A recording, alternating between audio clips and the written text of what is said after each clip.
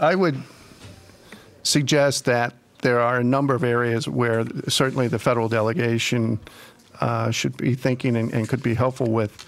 The first is that with the siting of a project of this nature, of this magnitude, it seems to me that FERC should have some sort of siting criteria.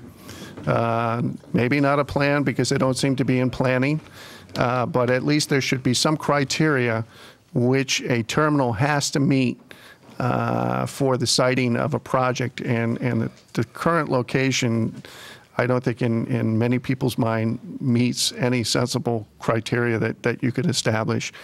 The other thing is that there now is within the Obama administration a ocean policy task force, and one of the things they are looking at is marine spatial planning. And marine spatial planning attempts to set out the existing uses and resources and tries to make a rational decision out of both the existing and proposed uses within an area. And it seems to me that this particular exercise would be ripe for marine spatial planning and looking at these issues in a much more rational context than a reactionary context that we're looking at right now. You know, it's refreshing to me, and Senator Bates, you don't have to respond, but you can if you want. But to talk about federal policy being rational, it's just a breath of fresh air and an audacity of hope. And I will give you a rebuttal time if you want, Senator Bates. But at this time, I would like to call on Senator Metz for some questions or comments. No, just if they could just sum it up a little bit for me. On the federal, I'm trying to, you know, the state regulatory agency as you are, and then dealing with the various companies, and then the application process, and you said you needed certain information before everything can be processed, and as I was listening to the testimony, I was trying to get a sense of and a feel for the give and take of the information, the goodwill involved, whether it's a chess match of what information is provided at what time. And so I'm trying to get a sense of that, and then and this is as it relates to as you both were testifying about the federal consistency with the state's program, and you mentioned the Category B. Can you break that down a little bit simpler for me? I'm not a lawyer, so just help me out a little bit. So let the non-lawyer try it. Yeah, just break it down for me. So about that federal consistency. That's what I need to know about. Okay, when you're doing dredging, first of all, going back to your first point, when you're doing dredging, we have a dredge checklist of necessary data and information that we need. And then the regulations set out certain pieces of information that you need prior to processing an application. And there are, above and beyond that, there's a special set of regulations that say there are prerequisites before they can even submit an application to you. Okay. And in this case, the water quality and an approved dredge disposal location were prerequisites before we could even accept the application. The court blew past that and allowed essentially the applicant to tell us what information they were going to provide us and what we needed. The federal court. So it turns it upside down. Rather than the agency specifying what we needed, it's the applicant that tells you what you need now to process an application. And if they don't want to give it to you, they don't have to give it to you. That, to me, it's mind-boggling. I've never encountered a situation like that as a regulator. The Category B, or what that is, essentially is a state permit for in-water activities. So if you're proposing a dock or an LNG terminal, you need a permit to operate within state waters. And depending on what the nature of that is, you may even need a lease from this agency to occupy land in state waters. So that's the state jurisdictional aspect. Because the federal program is not it's a voluntary program on the state's part. It's not like the Clean Water Act or Clean Air Act, which is a mandated program, and the states can enter into these delegation agreements. The Coastal Zone program is a voluntary program. So what they did to enticed the states to get into this was they offered them an authority called federal consistency that said essentially, if you do and go through and adopt a coastal program to our criteria, we will give you authority over the federal government. So in essence, we become a federal regulator.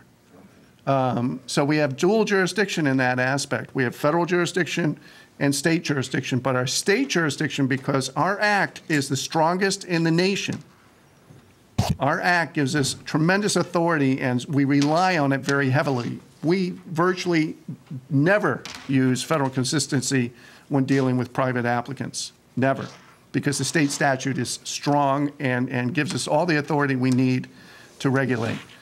When we're dealing with direct federal entities such as the Army Corps or the Navy, yes, we use federal consistency because they're exempt from any other state law.